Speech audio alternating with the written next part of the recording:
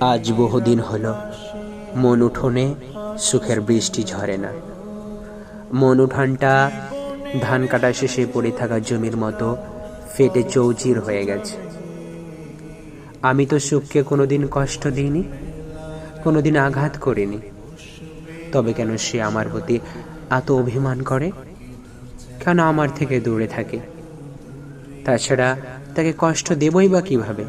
তার সঙ্গে তো কোনোদিন দেখাই হলো না।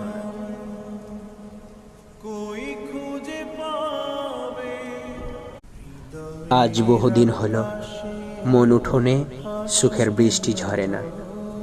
মন উঠানটা ধান কাটা শেষে পড়ে থাকা জমির মতো ফেটে চৌচির হয়ে গেছে।